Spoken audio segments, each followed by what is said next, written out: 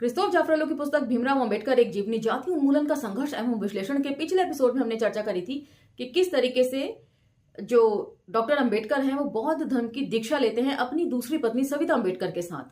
और उसके बाद हमने चर्चा करी थी उनकी 22 प्रतिज्ञाओं की। उसी प्रतिज्ञाओं के जरिए हमने जाना था कि डॉक्टर अंबेडकर का व्यक्तित्व कितना विशाल रहा होगा कि उन्होंने परंपरागत तरीके से बौद्ध धर्म की दीक्षा जो अनुष्ठान के जरिए होती है बौद्ध सन्यासियों की देखरेख में, उसको ना अपनाकर सामाजिक समालोचना के जरिए इस बौद्ध धर्म की दीक्षा को अपनाया। दरअसल 22 प्रतिज्ञाएं जो वे लेते हैं वो बुद्ध की शिक्षाएं ना होकर डॉक्टर अंबेडकर की अपनी लिखी गई प्रतिज्ञाएं हैं और उसका पालन करने के लिए वे अपने अनुयायियों को भी कहते हैं। उसके बाद हमने चर्चा करी थी अन्य प्रतिक्रियाओं की, जिसमें सावरकर की प्रतिक्रिया और इंडियन न्यूज़पेपर अखबार की प्रतिक्रिया को हमने लिया था। तो अब हम चर्चा को यहां से आगे लेकर चलेंगे और जानेंगे कि डॉक्टर अंबेडकर के और विचार बुद्ध धर्म को अपनाने से पहले उन्होंने क्या क्या कहा था। तो चलिए मेरे साथ। जय भीम, मैं शालिनी और आप देख रहे हैं अंबेडकर नामा। तो आज के एपिसोड का टॉपिक है बौद्ध धर्म एक छद्म समाधान, क्वेश्चन मार्क के साथ। बौद्ध धर्म को चुनने की अंबेडकर की दो वजह दिखाई पड़ रही थी। एक तो बौद्ध धर्म का समतावादी दर्शन उन्हें आकर्षित करता था और दूसरी तरफ यह एक बीच बीच का समाधान था, मतलब एक मध्य मार्ग था जो उन्हें हिंदू धर्म से पूरी तरह विच्छेद के आक्षेप से बचा लेता था। सनद रहे कि 1935-36 के आंदोलन के समय भी सिख धर्म के निकट जाने की मुख्य वजह उनकी यही थी। ये हम पढ़ चुके हैं। बताया जाता है कि एक दफे उन्होंने गांधी जी से यह भी कहा था कि मैं अपने देश के लिए केवल कम से कम हानिकारक मार्ग ही चुनूंगा। तो यहाँ पर हिंदू महासभा के सदस्य भी जब धर्मांतरण के मुद्दे को लेकर डॉक्टर अंबेडकर से मिलने जाते हैं, ये हम पढ़ चुके हैं, तब डॉक्टर अंबेडकर उन्हें आश्वस्त करते हैं कि धर्मांतरण से पहले वे उनसे बात जरूर करेंगे। मुझे उम्मीद तो नहीं कि आपको ऐसा कुछ याद होगा, इसलिए मैंने रिपीट कर दिया है। और धर्मांतरण के एक दिन पहले उन्होंने कहा था, और बुद्ध धर्म अपनाकर मैंने देश का सबसे बड़ा हित किया है। आखिरकार बौद्ध धर्म तो भारतीय संस्कृति का ही अभिन्न अंग है। मैंने इस बात का ख्याल रखा है कि मेरे धर्मांतरण से इस भूभाग की संस्कृति और इतिहास की परंपरा को चोट न पहुंचे। फुटनोट 87 डी के डॉक्टर अंबेडकर, पेज 498 में उद्धृत। तो धर्मांतरण से पहले कितना सोच विचार उन्होंने किया है। ईसाई या इस्लाम धर्म अपनाने को वे अभारतीयकरण समझते थे, इसलिए उन्होंने सिख धर्म अपनाने का सोचा और ऐलान भी किया। लेकिन सिख राजनीतिज्ञ जो थे उनकी तरफ से नकारात्मक बातचीत के बाद उन्होंने ये विचार छोड़ दिया और 20 साल बाद बौद्ध धर्म अपनाने का सोचा। याद रहे कि शुरुआती दौर में बौद्ध धर्म न उनके लेखों में और न ही उनके भाषणों में कहीं झलक रहा था कि वे बौद्ध धर्म अपनाएंगे। यह पहचानी उनके फैसले के सीमित निहितार्थों को आंशिक रूप से स्पष्ट कर देती है। अंबेडकर का बौद्ध धर्म लगभग एक पंथ की तरह हिंदू धर्म के भीतर समेकित हो गया, मर्ज हो गया। जैसा कि हमने पीछे देखा है, अतीत में रह रहकर विभिन्न पंथ अस्पृश्यता के समाधान के रूप में सामने आए और हिंदू धर्म के भीतर एक समता मूलक संस्था बनकर रह गए। इसमें आप कबीर पंथ को ले सकते हैं, सत्यशोधक समाज को ले सकते हैं, प्रार्थना समाज, आर्य समाज और सिख धर्म आदि को, सबको आप इसमें रखकर देख सकते हैं, जिन्हें बाद में हिंदू धर्म की एक प्रोटेस्टेंट शाखा के तौर पर डिफाइन कर दिया गया। मगर बौद्ध धर्म के इसी समाज शास्त्रीय आयाम ने अंबेडकर को सबसे ज्यादा आकर्षित किया। उनकी दृष्टि में यही वह धर्म था जिसने त्याग के दर्शन और फलतः संप्रदायवाद के विकास में एक पथ प्रदर्शक की भूमिका अदा की। नव धर्मांतरित अस्पृश्यों का बौद्ध धर्म भी एक संप्रदाय या पंथ जैसा ही था, क्योंकि इसमें अंबेडकर भी गुरु की भूमिका ही अदा कर रहे थे। कैसे? 1956 के धर्मांतरण में वे बौद्ध अनुष्ठानों में अपनी मर्जी से संशोधन करते हुए एक पंथ संस्थापक जैसे दिखाई देने लगते हैं। उन्होंने शास्त्रोक्त पद्धति से अपना धर्मांतरण के बाद अपनी पहल पर खुद संकल्प तय किए, उनको खुद पढ़ा और तत्पश्चात अपने अनुयायियों को वे शपथें दिलवाई। तो ये मैं शुरुआत में ही इस चीज को डिफाइन कर चुकी हूं। यहां तक कि भिक्खु की मध्यस्थता भी हाशिए पर ढकेल दी गई। इतना ही नहीं, न केवल महाराष्ट्र फुटनोट 88 में बल्कि उत्तर भारत के जाटवों फुटनोट 89 में भी मृत्यु के बाद अंबेडकर को एक बोधिसत्व यानी बुद्ध के अवतार के रूप में ही पूजा जाने लगा था। तो अब मैं फुटनोट 88 और 89 आपके लिए पढ़ देती हूँ। फुटनोट 88 लंबा है, ध्यान से सुनिए। एक धर्मांतरित महार जिसकी आत्मकथा को हमने पीछे भी उद्धृत किया है, इस संदर्भ में बेबी काम्बले अपनी लिखी हुई 2 कविताओं का हवाला देती हैं जहां हमें भक्ति का काव्य दिखाई पड़ता है। इसमें से एक कविता अंबेडकर तथा महाराष्ट्र के एक संत के बीच संबंध स्थापित करते हुए शुरू होती है। तो पहली कविता है, उसका छोटा सा एक अंश है। चोखोबा हमने इंद्र के स्वर्गीय दरबार के लिए अमृत तैयार किया है, मगर मेरा भीम उसे हमारे लिए पृथ्वी पर लेकर आया है और हमारी झोपड़ियों और बस्तियों में बांट रहा है। दूसरी कविता को पूरा उद्धृत करना जरूरी है। ओ भीम, मेरा जो है मैं तुम्हें अर्पित करती हूं, तुम्हारे चरणों में मेरे फूल हैं।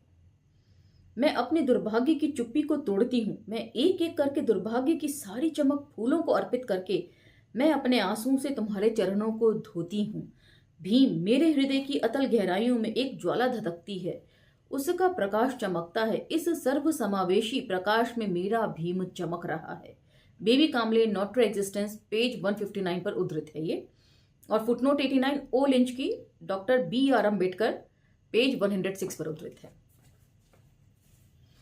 यही कारण है कि उन्हें अक्सर केसरिया चोले में भी दर्शाया जाता है। धर्मांतरितों के बहुत सारे परिवार आज भी केवल अंबेडकर और बुद्ध की ही पूजा करते हैं और केवल उनकी जयंतियों को ही धार्मिक अवकाश के रूप में मनाते हैं। यह धर्मांतरण आंदोलन भले ही सीमित रहा हो, मगर इसने अंबेडकर को समानता का अपना संदेश फैलाने का बेमिसाल अवसर दे दिया था। यह बात बेबी काम्बले के नीचे दिए गए संस्मरण से स्पष्ट हो जाती है। तो हम देख रहे हैं कि इस पुस्तक में बसंत मून की आत्मकथा से और बेबी काम्बले की आत्मकथाओं से बहुत सारे ब्यौरे दिए गए हैं। तो मुझे लगता है कि ये दोनों ही जो आत्मकथाएं हैं वो बहुत इंटरेस्टिंग और इम्पॉर्टेंट होंगी। यदि संभव हुआ तो मैं ये दोनों ही मंगवाकर इसका पाठन जरूर करूंगी अम्बेडकरनामा के मंच से। अब जरा ब्यौरा सुनते हैं। जिस तरह अपनी चेतना को संघनित करके गौतम एक दिन बुद्ध बन गए थे, उसी तरह अपने ज्ञान के लगनपूर्वक प्रयोग से भीम एक दिन बुद्ध बन गए थे। शक्ति, बुद्धि और बाबा विदिन ब्रैकेट साहेब अम्बेडकर के सिद्धांतों से हमें जीवन, उत्कृष्टता और अमरत्व प्राप्त हुआ है। बाबा के भाषण व्यक्तित्व, आत्मा की पवित्रता, न्याय और सत्यनिष्ठा के संदेशों पर केंद्रित होते थे।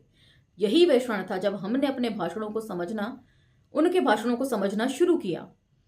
मैंने भी इन सिद्धांतों को अपनाने का संकल्प लिया और ये प्रण किया कि मैं अपने जीवन का उन्हीं के अनुसार निर्वाह करूंगी। Footnote 90 B Kamble not to existence page 257 पर। अस्पृश्यों में आत्मसम्मान का भाव पैदा करने के अंबेडकर के आह्वान को इसीलिए और ज्यादा स्वीकार्यता मिली क्योंकि वे इसके लिए आध्यात्मिकता की भाषा का प्रयोग कर रहे थे। 1956 में अपना धर्म परिवर्तन करने वाली एक महिला का कहना था कि वैसे तो उसके लिए हिंदू देवी देवताओं को छोड़ पाना बहुत कठिन था, मगर धर्म बदलते ही उसे ऐसा लगा मानो वे एक नई पहचान से दमक रही हो। Footnote 91 N Jadhav untouchable page 263 में उद्धृत। एक निरक्षर महार महिला के लिए ऐसे परिष्कृत शब्दों का चयन गौरतलब है। एक और व्यक्ति के कथन से भी कुछ ऐसा ही पता चलता है। बौद्ध धर्म ने अस्पृश्यों में एक नया स्वाभिमान पैदा किया है और पृथक पहचान का गहरा बोध दिया है। महार समुदाय से निकले बुद्धिजीवी करात भी कुछ ऐसा ही कहते हैं। मैंने बौद्ध धर्म अपना लिया है, अब मैं बौद्ध हूं। अब मैं ना तो महार हूं, न ही अस्पृश्य हूं और न ही हिंदू हूं। अब मैं सवर्ण हिंदुओं के बराबर हूं, न मैं निचली जाति में पैदा हुआ हूं, न ही अब मैं किसी से नीचे हूं। Footnote 92 J Gokhale from concessions to confrontation page 182 में उद्धृत। पूना में कॉलेज जाने वाले 16 से 22 वर्ष के विद्यार्थियों के बीच 1964 से 65 में किए गए एक सर्वेक्षण से पता चला है कि धर्मांतरण के पश्चात भूतपूर्व अस्पृश्य न केवल खुद को ज्यादा मूल्यवान मानने लगे हैं, बल्कि दूसरों की नजर में भी वे ऊपर उठ गए हैं। Footnote 93 A.C. Paranjpai, The Becoming of Dr. Ambedkar, a Socio-Psychological Study in M.L. Ranga edited B.R. Ambedkar, Life, Work and Relevance, Delhi Manohar 2000, page 38। तो यहां पर एक टर्मिनोलॉजी इस्तेमाल की गई है जिसको मैं हाईलाइट करना चाहती हूं। स्थानीय ब्राह्मण और गैर बौद्ध ब्राह्मण, बौद्धों में भी ब्राह्मण टर्मिनोलॉजी इस्तेमाल किए गए हैं। गैर बौद्ध ब्राह्मण, अच्छा गैर बौद्ध ब्राह्मणों में, समझ नहीं आया मुझे ऐसा क्यों लिखा है। इसी शहर में 30 साल बाद एक और सर्वेक्षण किया गया है। इस सर्वेक्षण से पता चला है कि बौद्ध महारों ने सामाजिक गतिशीलता के लिहाज से एक जबरदस्त छलांग लगाई है।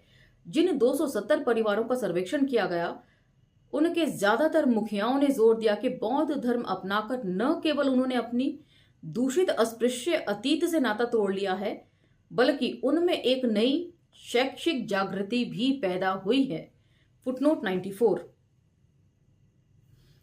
एक Quran ethnic identity and social mobility, Jaipur Rawat 1999, page 107 में उद्धृत।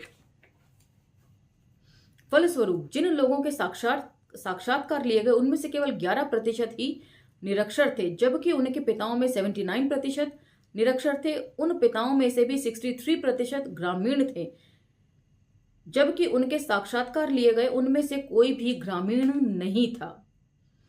उनमें से 50% व्हाइट कॉलर नौकरियां कर रहे थे। फुटनोट 95। एक Quran ethnic identity and social mobility, Jaipur Rawat 1999, page 148 पर उद्धृत।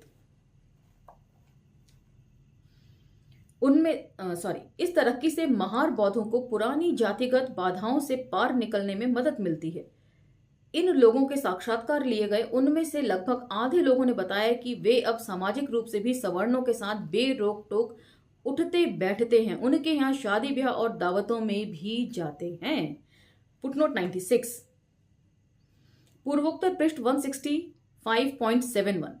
अगर अंतरजातीय विवाह बहुत कम हुए हैं और सुपरिभाषित आबादियों में भौगोलिक पृथकता अभी भी एक स्थापित नियम जैसी है, तो अंतरजातीय विवाह भी नहीं हुए हैं।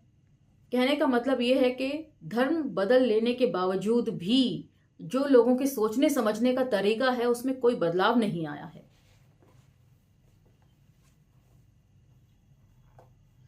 उत्तर प्रदेश के चमारों का उदाहरण समाज में ऊपर उठने के लिए अनुकूल पहचान के गढ़ने की प्रक्रिया को दर्शाता है। चमड़े के जूते बनाने वालों की इस जाति के लोग लंबे समय से अपनी पहचान को एक स्पष्ट रूप देने के लिए दावा करते आ रहे हैं कि वे क्षत्रिय योद्धा जाति के वंशज हैं। इससे पता चलता है कि उन्होंने जाटव नाम ही क्यों चुना। उनकी राय में यह यादव का अपभ्रंश है, जो कि इतिहास के उनके वृत्तांत के अनुसार कृष्ण द्वारा शुरू किए गए क्षत्रिय वंश के नाम था। उद्गम के इस मिथक में विश्वास करते हुए चमारों ने जाति व्यवस्था को खारिज नहीं किया, बल्कि क्षत्रियों के रूप में मान्यता का प्रयास करते हुए सामाजिक सोपान क्रम में ऊपर उठने की कोशिश करी। तो यहाँ पर चमारों और महारों की सोच में काफी समानता दिखाई देती है। काफी महार भी इस बात को कहते हैं कि महार जो थे पहले क्षत्रिय थे। 1940 के दशक में अंबेडकर के प्रोपेगेंडा से उन पर गहरा असर पड़ा। तो हम पहले पढ़ चुके हैं कि 2000 जाटवों ने भी जो है वो बौद्ध धर्म अपना लिया था डॉक्टर अंबेडकर के आह्वान पर आगरा में। यहां तक कि आगरा स्थित जाटव महासभा, कानपुर में चमार महासभा, इलाहाबाद में आदि हिंदू रविदास महासभा और ऐसे ही बहुत सारे दूसरे संगठनों ने एक नई पार्टी के गठन का भी प्रयास किया। फुटनोट 97। एस्पाई दलित असर्शन, पेज 55। इसके पश्चात बौद्ध धर्म अपना लेने से जाटवों को एक नई पहचान, एक जातीय किस्म की पहचान हासिल हुई। इस वैकल्पिक पहचान में उन्हें एक नया स्वाभिमान और एकजुटता का एहसास दोनों हासिल हुए। 40 के दशक में जब अंबेडकर ने उत्तर भारत का दौरा किया, उसी समय जाटव SCF को समानता की संभावनाओं का वाहक मानते हुए उससे जुड़ गए। आगे चलकर वही उत्तर भारत में SCF तत्पश्चात RPI के सबसे समर्पित समर्थक बने। तो फुटनोट 98 और 99 में एक साथ पढ़ती हूं। फुटनोट 98 है ओ लिंच की doctor BR Ambedkar, myth and charisma, page 105। और फुटनोट 99 और विवरण के लिए देखें Christophe Jaffrelot, India silent revolution, the rise of the lower castes in north India, London, Hurst 2003, page 208 पर उद्धृत है। ये गेल ओम्बेट कहती हैं, बौद्ध धर्म को अपनाकर अंबेडकर ने वही हासिल किया जो फूले और पेरियर हिंदू धर्म के विरुद्ध अपने सारे प्रतिरोध के बावजूद हासिल नहीं कर पाए। तो इसलिए डॉक्टर अंबेडकर ने जो धर्म परिवर्तन का संघर्ष किया वो इतना इंपॉर्टेंट है।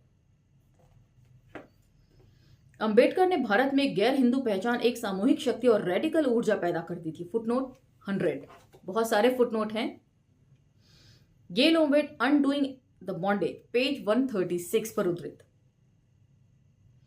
यह उपलब्धि न केवल बौद्ध धर्म अपना लेने का नतीजा थी, बल्कि अंबेडकर के इस विचार को बढ़ती लोकप्रियता का भी परिणाम थी कि दलित ही भारत के मूल निवासी हैं। तो मूल निवासी का जो कॉन्सेप्ट है वो हम पहले पढ़ चुके हैं कि उनकी नजर में मूल निवासी लोग कौन हैं।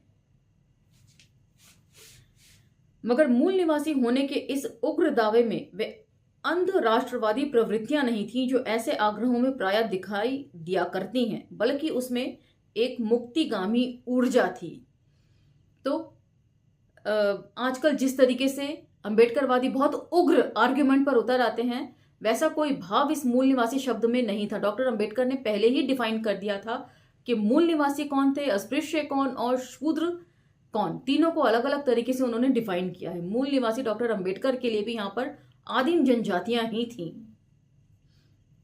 जहां पर सिविलाइजेशन काफी लेट पहुंची।